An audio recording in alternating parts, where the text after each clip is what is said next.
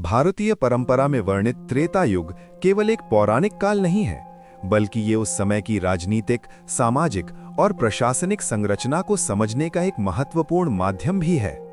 और इस युग की सबसे प्रमुख झलक हमें रामायण में मिलती है, जहां एक ऐसे समाज का चित्रण किया गया है जिसमें सत्ता, धर्म और कर्तव्य एक दूसरे से गहराई से जुड़े हुए थे, और जहां शासन का उद्देश्य केवल नियंत्रण नहीं बल्कि न्याय और संतुलन बनाए रखना था। त्रेता युग की राजनीतिक संरचना का केंद्र था राज्य और उसका शासक, जिसे राजा कहा जाता था। लेकिन ये राजा केवल एक शासक नहीं बल्कि धर्म का पालन करने वाला और समाज का संरक्षक माना जाता था। और इस संदर्भ में रामा का शासन एक आदर्श उदाहरण के रूप में प्रस्तुत किया जाता है, जहां राजा अपने व्यक्तिगत हितों से ऊपर उठकर समाज के कल्याण के लिए कार्य करता है। और यही कारण है कि राम राज्य को आज भी एक आदर्श शासन प्रणाली के रूप में देखा जाता है। राज्य की राजधानी जैसे अयोध्या केवल प्रशासनिक केंद्र नहीं थी, बल्कि ये राजनीतिक, सांस्कृतिक और धार्मिक गतिविधियों का भी केंद्र होती थी। यहाँ से राजा और उसके मंत्री पूरे राज्य का संचालन करते थे और ये सुनिश्चित करते थे कि समाज में शांति, व्यवस्था और न्याय बना रहे।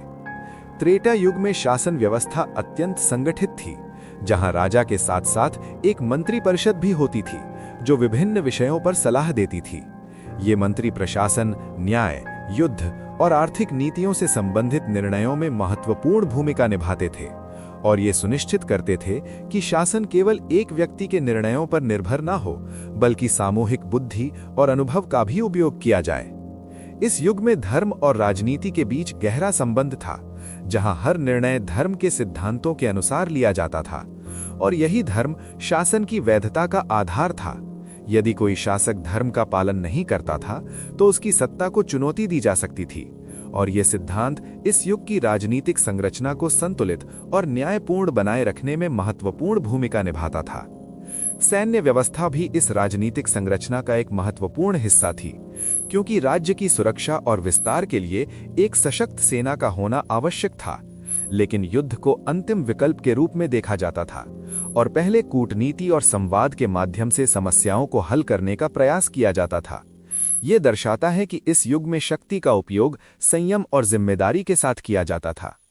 त्रेता युग की राजनीतिक संरचना में प्रजा का भी महत्वपूर्ण स्थान था, क्योंकि राजा का मुख्य कर्तव्य प्रजा की रक्षा और उनके कल्याण को सुनिश्चित करना था।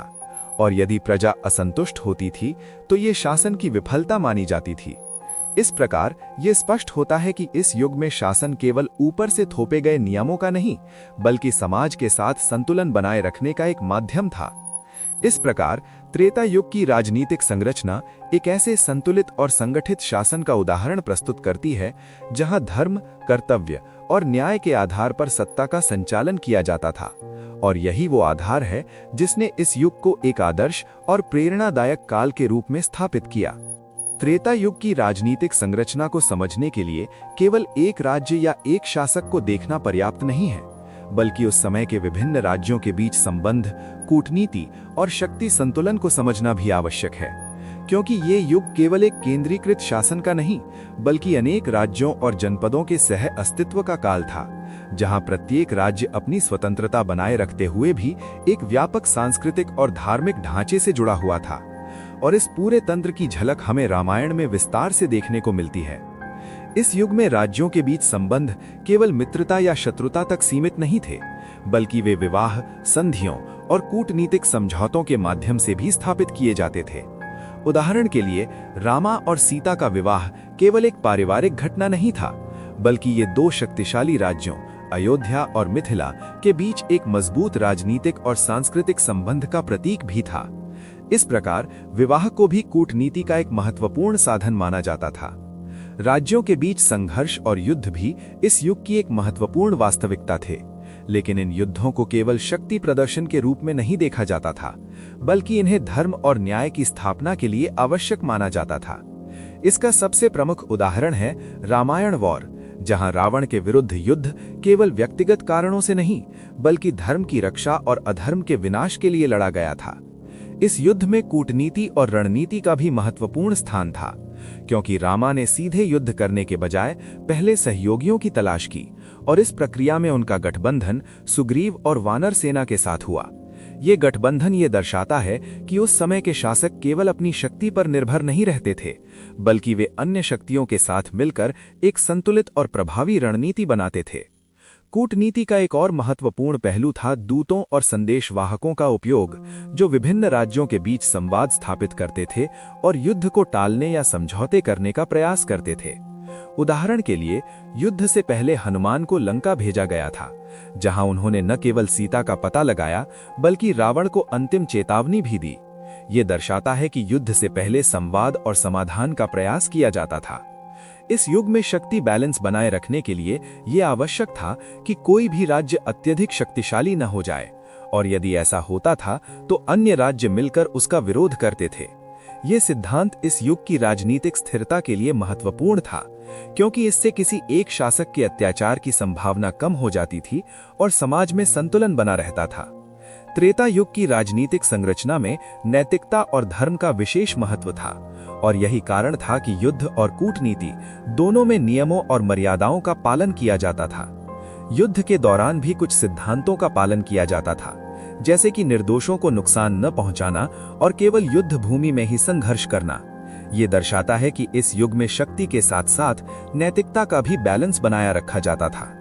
इस प्रकार त्रेता युग में राज्यों के बीच संबंध, कूटनीति और युद्ध एक बैलेंस्ड और संगठित सिस्टम का हिस्सा थे, जहां प्रत्येक निर्णय केवल तत्काल लाभ के लिए नहीं बल्कि दीर्घकालिक स्थिरता और धर्म की स्थापना के लिए लिया जाता था। और यही इस युग की राजनीतिक संरचना को विशेष और प्रभावी बनाता है। त्रेता युग की राजनीतिक संरचना का वास्तविक आधार केवल राजा और युद्ध नहीं थे, बल्कि वो विस्तृत प्रशासनिक व्यवस्था थी जो राज्य को सुचारू रूप से संचालित करती थी।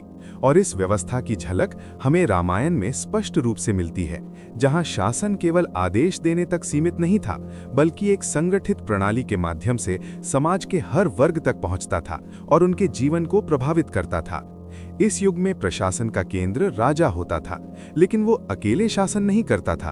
उसके साथ एक सुव्यवस्थित मंत्री परिषद और अधिकारियों का समूह होता था, जो विभिन्न विभागों का संचालन करते थे।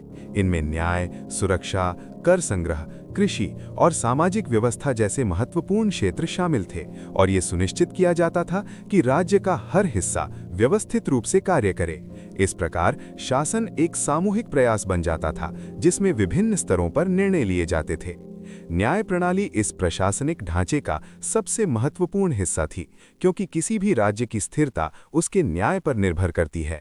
और इस संदर्भ में रामा का शासन एक आदर्श उदाहरण के रूप में देखा जाता है, जहां न्याय केवल कानून के आधार पर नहीं बल्कि धर्म और नैतिकता के आधार पर दिया जाता था। राजा स्वयं को न्याय का संरक्षक मानता था और यह सुनिश्चित करता था कि किसी के साथ अन्याय न हो। इस युग में न्याय केवल दंड देने तक सीमित नहीं था, बल्कि इसका उद्देश्य समाज में संतुलन और शांति बनाए रखना था।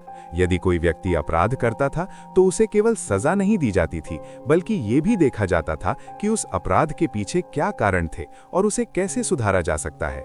ये दृष्टिकोण इस युग की संवेदनशील और संतुलित न्याय प्रणाली को दर्शाता है। कर व्यवस्था भी इस प्रशासनिक ढांचे का एक महत्वपूर्ण हिस्सा थी, लेकिन ये आज के अर्थों में कठोर और शोषणकारी नहीं थी, बल्कि ये एक संतुलित प्रणाली थी जहां प्रजा से उनकी क्षमता के अनुसार कर लिया जाता था और इसका उपयोग राज्य के विकास और जन कल्याण के लिए किया जाता था। कृषि इस समय की अर्थव्यवस्था का मुख्य आधार थी, इसलिए किसानों को विशेष महत्व दिया जाता था और ये सुनिश्चित किया जाता था कि वे सुरक्षित और समृद्ध रहें। स्थानीय प्रशासन भी इस व्यवस्था का एक महत्वपूर्ण हिस्सा था, जहां ग्राम और नगर स्तर पर अधिकारी नियुक्त किए जाते थे, जो स्थानीय समस्याओं का समाधान करते थे और ये सुनिश्चित करते थे कि राज्य की नीतियां सही तरीके से लागू हों। इससे प्रशासन अधिक प्रभावी और उत्तरदायी बनता था, क्योंकि ये केवल केंद्र तक सीमित नहीं था, बल्कि समाज के हर स्तर तक फैला हुआ था। त्रेता युग की प्रशासनिक व्यवस्था में पारदर्शिता और उत्तरदायित्व का भी विशेष ध्यान रखा जाता था, क्योंकि ये माना जाता था कि यदि शासन में भ्रष्टाचार या अन्याय बढ़ेगा तो समाज में असंतोष और अस्थिरता उत्पन्न होगी। इसलिए अधिकारियों पर भी नियंत्रण रखा जाता था और उनसे अपेक्षा की जाती थी कि वे अपने कर्तव्यों का ईमानदारी से पालन करें। इस प्रकार त्रेता युग की प्रशासनिक और न्याय प्रणाली एक संतुलित, संगठित और नैतिक ढांचे पर आधारित थी, जहां शासन का उद्देश्य केवल सत्ता बनाए रखना नहीं, बल्कि समाज में शांति, न्याय और समृद्धि सुनिश्चित करना था। और यही वो आधार था जिसने इस युग को एक आदर्श राजनीतिक व्यवस्था के रूप में स्थापित किया। त्रेता युग की राजनीतिक संरचना, जो धर्म, न्याय और संतुलन पर आधारित थी, समय के साथ परिवर्तन और क्षरण की प्रक्रिया से भी गुजरी, क्योंकि कोई भी व्यवस्था स्थायी नहीं होती। और यही सिद्धांत इस युग पर भी लागू हुआ, जहां एक आदर्श शासन प्रणाली धीरे धीरे नई परिस्थितियों और युग परिवर्तन के साथ बदलने लगी, और इसका अंत एक नए सामाजिक और राजनीतिक चरण के रूप में देखा गया। इस युग के अंत को समझने के लिए हमें ये देखना होगा कि जैसे जैसे समय बीतता गया, समाज में जटिलताएं बढ़ने लगी, जनसंख्या का विस्तार हुआ और विभिन्न क्षेत्रों में नए नए शक्ति केंद्र उभरने लगे, जिससे एक केंद्रीकृत और संतुलित राजनीतिक संरचना को बनाए रखना कठिन होता गया। और ये स्थिति उस आदर्श व्यवस्था को चुनौती देने लगी जो पहले स्थिर और प्रभावी मानी जाती थी।